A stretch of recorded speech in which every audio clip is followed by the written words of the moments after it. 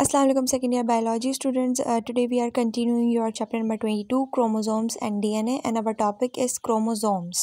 अच्छा, अगर हम बात करें the literal meaning of chromosomes यानी कि लफ्ज़ी मायने जो है वो क्रोमोसोम्स के वो है कलर्ड बॉडी, ठीक है, यानी कि एक ऐसी बॉडी जो कलरफुल है। But the chromosomes are not coloured bodies, लेकिन क्रोमोसोम्स जो है वो कलरफुल बॉडीज़ नहीं होती, इसलिए इनको ये जो टर्म है ये क्या कहलाती है, मिसनोमर कहलाती है। और मिसनोमर का मतलब होता है अनएक्यूरेट नेम या अनएक्यूरेट मीनिंग, जिसका कोई मतलब जो है वो कुछ और हो, यहाँ पे गलत लिखा है, इसलिए हम क्रोमोसोम्स जो टर्म है उसको हम मिसनोमर कहते हैं, क्योंकि ये बिल्कुल अनएक्यूरेट नेम है इसका। अच्छा, इन्होंने क्रोमोसोम्स को पहली दफ़ा कहाँ ऑब्ज़र्व करा? जर्मन एम्ब्रियोलॉजिस्ट ने वॉल्टर फ्लीमिंग 1882 में सैलेमेंडर लार्वाए के अंदर। अच्छा, सैलेमेंडर लार्वाए वो स्टेज है जब सैलेमेंडर जो है वो एक चाइल्ड होता है और अभी टेडपोल स्टेज से निकल कर अपने अडल्ट फॉर्म की तरफ बढ़ रहा होता है, ठीक है। लार्वाए जो है ना जनरली इक्वेटिक होते हैं और इनकी टेल्स, गिल्स, सिम्प्लीफाइड लिम्स के साथ पैदा होती हैं। सैलेमेंडर लार्वाए में गिल्स होती हैं जो उन्हें पानी में रहने के लिए सांस लेने में मदद करती हैं, ठीक है। अच्छा, जब ये लार्वाए अपने डेवलपमेंट के प्रोसेस में आगे बढ़ते हैं तो इनका जो बॉडी स्ट्रक्चर होता है वो मैच्योर होना शुरू हो जाता है। टेल एब्जॉर्ब हो जाती है, लंग्स जो है वो डेवलप हो जाते हैं जो उन्हें हवा में सांस लेने में मदद करते हैं। इस तरह से लार्वाए अडल्ट जो है ना सैलेमेंडर बन जाता है। तो इन्होंने जो वॉल्टर फ्लीमिंग थे, इन्होंने 1882 में क्या करा था, सैलेमेंडर लार्वाए को स्टेन्ड करा था, ठीक है, डाई से। अच्छा, डाई जो है बेसिकली वो कलर्ड सब्सटेंस है जिसको हम अक्सर लिक्विड फॉर्म में भी पाया जाता है। इसको हम एज अ स्टेन और कलर यूज़ करते हैं बायोलॉजिकल स्पेसिमेंट्स के ऊपर, जिसके ऊपर भी हमें माइक्रोस्कोपिक ऑब्जर्वेशन करनी होती है, उसके ऊपर इसको बायोलॉजिस्ट वगैरह यूज़ करते हैं। तो वॉल्टर फ्लीमिंग ने जो है वो परकन एनिलाइन यूज़ किया था आ स्पेसिफिक टाइप ऑफ डाई, ठीक है, ताकि क्या कर सकें, सैलेमेंडर लार्वाई के सेल्स को जो है वो कलर किया जा सके। तो ये जो स्टेनिंग प्रोसेस था ये बहुत हेल्पफुल था सेलुलर स्ट्रक्चर्स बनाने के लिए, ठीक है, सच एस क्रोमोसोम्स, ठीक है। और ये जो क्रोमोसोम्स थे ये ज़्यादा विजिबल हो गए थे अंडर अ माइक्रोस्कोप, सही है, और इससे ज़्यादा हमें जो है वो डिटेल मिल भी रही थी और डिस्कवर भी हो रही थी चीज़ें। तो फिर कहने का मकसद यही है कि लार्वाए के अंदर जब उन्होंने इसको स्टेन करके देखा तो फिर उनको एक डार्कली स्टेन थ्रेड्स, धागों की तरह एक स्ट्रक्चर मिला जिसको उन्होंने क्या नाम दे दिया, क्रोमोसोम्स का, ठीक है। क्रोमोसोम्स जो है वो थ्रेड लाइक स्ट्रक्चर्स हैं made up of highly condense chromatin material, ठीक है, यानी कि धागों की तरह के स्ट्रक्चर हैं और कंडेंस क्रोमेटिन मटेरियल से मिलके बने हैं, ठीक है। अपेयर ड्यूरिंग सेल डिवीजन के दौरान जो है वो ये अपेयर हो जाते हैं इन स्पेसिफिक नंबर्स, कुछ मखसूस नंबर्स में, अकॉर्डिंग टू स्पीशीज़, सही है। अब ये स्पीशी पे डिपेंड करता है कि उसके अंदर कितने नंबर्स जो है वो क्रोमोसोम्स के मौजूद हैं, सही है। And carry gene on it, और इन क्रोमोसोम्स के अंदर क्या मौजूद होती हैं, जीन्स मौजूद होती हैं, सही है। अच्छा, in the beginning of the cell division, यानी कि जब सेल डिवीजन की बिगनिंग हो रही होती है शुरुआत में, तो हर क्रोमोसोम्स जो है वो दो आइडेंटिकल थ्रेड्स यानी कि दो एक जैसे धागों पे कंसिस्ट करता है जो एक दूसरे के ऊपर जो है वो अटैच हुए हुए होते हैं। अच्छा, क्योंकि ये क्रोमोसोम जो है वो आइडेंटिकल होते हैं यानी कि एक जैसे दो थ्रेड्स, दो धागे, तो इनको फिर हम सिस्टर क्रोमेटिड्स बोलते हैं, ठीक है। और हर क्रोमेटिड के बाद आपके पास एक प्राइमरी कंस्ट्रिक्शन मौजूद होती है जिसको हम क्या बोलते हैं, सेंट्रोमियर बोलते हैं।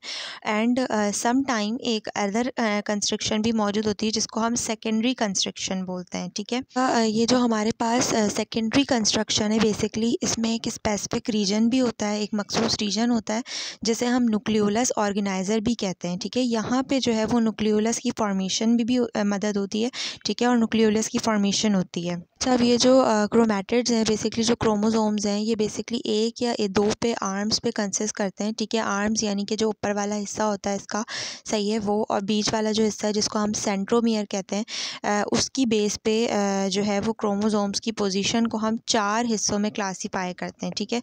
सबसे पहले है मेटासेंट्रिक, ठीक है, जिसके इक्वल आर्म्स होते हैं और जो सेंट्रोमियर है बिल्कुल सेंटर पे जो है वो मौजूद होता है। अगर हम सेंट्रोमियर को थोड़ा सा सेंटर से ऊपर कर दें, स्लाइटली अवे कर दें और स्लाइटली अनइक्वल आर्म्स जो है वो डेवलप हो जाएं, तो फिर ऐसे क्रोमोसोम्स को हम सब मेटासेंट्रिक बोलते हैं। ठीक है, अगर सेंट्रोमियर जो है वो सेंटर से थोड़ा सा अवे है, सो जो दो आर्म्स हैं वो बहुत यूनिक क्रोमोसोम्स लग रहे हैं, तो फिर उनको हम सब टीलोसेंट्रिक बोलते हैं और एक्रोसेंट्रिक भी बोलते हैं। ठीक है, और अगर एंड में सेंट्रोमियर मौजूद है तो फिर वो टीलोसेंट्रिक कहलाता है। अच्छा, इनकी डायग्राम्स भी यहाँ मौजूद हैं, सही है। अब ये जो सेकेंडरी कंस्ट्रक्शन है, जहाँ पे न्यूक्लियर जो है वो बन रहा होता है, ये डेवलप फ्रॉम न्यूक्लियोलस से डेवलप होना शुरू करता है ड्यूरिंग इंटरफेस के दौरान। ठीक है, अच्छा, ड्यू टू सेकेंडरी कंस्ट्रक्शन की वजह से जो क्रोमोसोम्स का एंड वाला हिस्सा है वो नोब लाइक हो जाता है, जिसे हम सेटेलाइट भी पढ़ते हैं। अच्छा, इस पैराग्राफ को एग्जाम्पल देके समझाती हूँ। इमेजिन कर लो कि क्रोमोसोम्स जो है वो टाइनी ट्विस्टेड शू लेसेस हैं आपके सेल्स के अंदर। ठीक है, अब आपके जो शू लेसेस की टिप्स है ना, वहाँ पे एक नोब लाइक स्ट्रक्चर मौजूद है जिसे सैटेलाइट बोलते हैं। ठीक है, kind of like the plastic bits at the end of the shoe laces. हमारी शू लेसेस के एंड पे कुछ प्लास्टिक बिट्स मौजूद होती हैं, बिल्कुल इसी तरह नोब लाइक स्ट्रक्चर्स मौजूद हैं जिसे हम सैटेलाइट पढ़ रहे हैं। ठीक है, इन सैटेलाइट्स के पास कुछ यूजलेस डीएनए मौजूद है जिसे हम अक्सर जंक डीएनए भी कहते हैं। ठीक है, नाउ थिंक ऑफ द टीलोमियर्स। ठीक है, टीलोमियर्स क्या है? वो प्रोटेक्टिव कैप्स हैं जो हमारे शू लेसेस के बिल्कुल एंड पे मौजूद हैं। ये क्या करती हैं? कुछ प्लास्टिक एग्लिट्स की तरह काम करती हैं, प्लास्टिक एग्लिट्स की तरह एक्ट करती हैं हमारी शू लेसेस पे। ठीक है, प्रिवेंट कराती हैं क्रोमोसोम्स को कि वो आपस में स्टिक ना हो जाए। सही है, just like those aglets prevent your shoelaces from fraying और टेंगलिंग। बिल्कुल इसी तरह जैसे हमारे जो वो एग्लिट्स हैं, प्लास्टिक एग्लिट्स हैं, हमारी शू लेसेस को प्रिवेंट करा रहे होते हैं कि वो आपस में फ्राइंग ना करें या टेंगलिंग ना करें।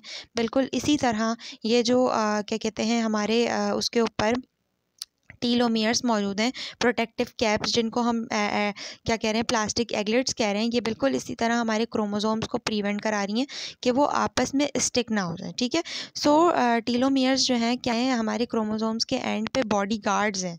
ठीक है, जो मेक श्योर ये कर रहे होते हैं कि हमारे जो क्रोमोसोम्स हैं वो आपस में कहीं अटैच ना हो जाएँ। अच्छा, अब अगर बात करें कि क्रोमोसोम्स की केमिकल कॉम्पोजिशन क्या है। ठीक है, तो क्रोमोसोम्स वो न्यूक्लियो प्रोटीन है हमारे पास जो 40% डीएनए और 60% प्रोटीन से मिलके बने। ठीक है, और इनके अंदर एक सिग्निफिकेंट अमाउंट आरएनए का भी प्रेजेंट है। ठीक है, क्योंकि यहाँ पे जो है वो आरएनए साइंथेसाइज भी होता है। ठीक है, लेकिन आरएनए जो है वो कोई कॉन्स्टिट्यूंट पार्ट नहीं है क्रोमोसोम का। अच्छा, the highly condensed double standard very long DNA is present in chromosome which is unbroken through the entire length of a chromosome. अच्छा, सोचो कि एवरी सेल जो हर सेल हमारे पास मौजूद है उसके पास एक लॉन्ग बुक मौजूद है। ठीक है, यानी कि हर सेल के अंदर एक लॉन्ग बुक है, लंबी किताब है जिसको हम क्या बोलते हैं? डीएनए बोलते हैं।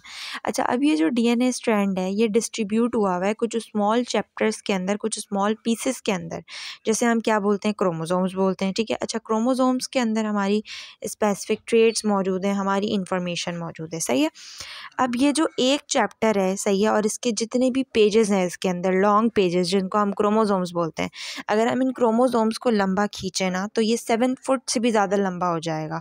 ठीक है, तो हमारे सेल्स तो बहुत छोटे होते हैं, तो वो इसलिए क्या करते हैं, ये सारा लंबा जो डीएनए होता है इसको टाइटली फोल्ड करके अपने अंदर रखते हैं। ठीक है ना। क्वेश्चन यहाँ पे ये अराइज होता था कि किस तरह जो है वो इतना लॉन्ग डीएनए जो है वो कॉइल हो जाता है, डीएनए फाइबर कॉइल्ड हो जाता है।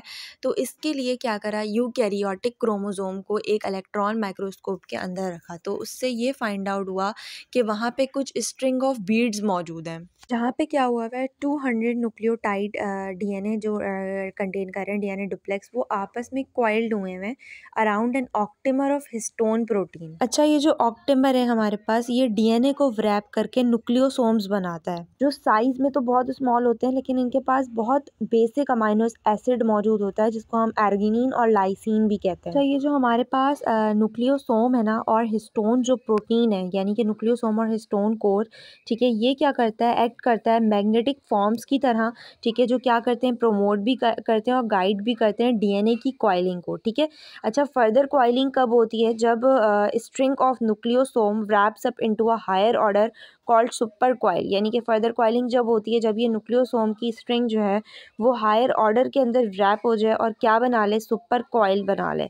ठीक है, अच्छा, अब ये जो क्रोमोसोम्स की ऑर्गेनाइजेशन है इसके 3 स्टेजेस हैं। सबसे पहला जो स्टेज है वो है न्यूक्लियोसोम स्ट्रिंग फॉर्मेशन, यानी कि जब डीएनए की रेप्लिकेशन हो जाती है एस फेज़ के अंदर, ठीक है, तो डीएनए जो है वो नेगेटिवली चार्ज मॉलिक्यूल्स होते हैं, ठीक है। DNA is made up of negatively charge molecules, ठीक है। ये जो नेगेटिवली चार्ज फॉस्फेट ग्रुप्स होते हैं डीएनए के अंदर, ये डीएनए को बिल्कुल बैकबोन की तरह कवर कर रहे होते हैं और ओवरऑल नेगेटिव चार्ज इसके अंदर भरे हुए होते हैं, ठीक है।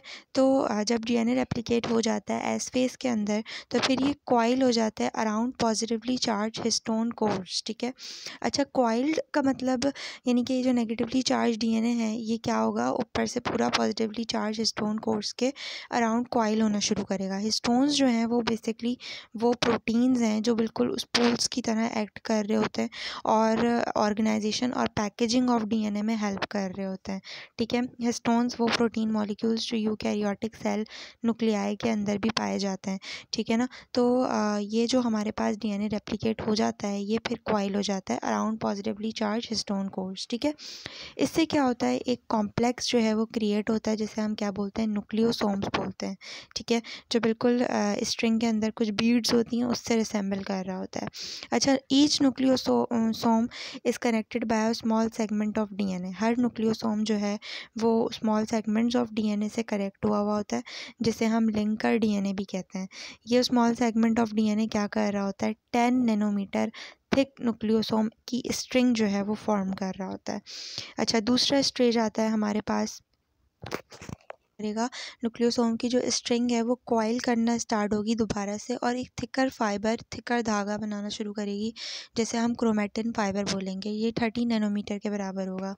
अच्छा, during the G2 phase of interphase, जो इंटरफेज का G2 फेज़ होता है उसमें क्रोमेटिन फाइबर के 2 रीजन्स होते हैं, ठीक है, हेटेरोक्रोमेटिन और यूक्रोमेटिन, ठीक है। जो हेटेरोक्रोमेटिन है ये हाईली कंडेंस्ड है और इनएक्टिव रहता है, हालांकि जो यूक्रोमेटिन है ये लेस कंडेंस होता है और इसके अंदर एक्टिव जीन्स जो है वो बहुत होती हैं। अच्छा, यूक्रोमेटिन जो है वो क्या करेगा, यूनिफॉर्म क्रोमेटिन फाइबर इस्टेब्लिश करेगा। अब जो तीसरा हमारे पास स्टेज आता है वो होता है super coil formation to form chromatids, यानी कि जो सेल डिवीजन का प्रो फेज़ है जिससे सेल डिवीजन स्टार्ट होती है, वहाँ पे क्रोमेटिन फाइबर जो है वो हायर ऑर्डर ऑफ कॉइलिंग के अंदर जाएगा और सुपर कॉइल्ड स्ट्रक्चर बनाएगा 300 नैनोमीटर का। ये जो सुपर कॉइल स्ट्रक्चर होगा ये क्विकली किसके अंदर ट्रांसफॉर्म हो जाएगा, क्रोमेटिड्स के अंदर, जिनकी लेंथ कितनी होगी, 700 नैनोमीटर होगी लेंथ, ठीक है। अच्छा, ये स्टेप जो है बहुत क्रिटिकल है for the organise separation of genetic material during cell division.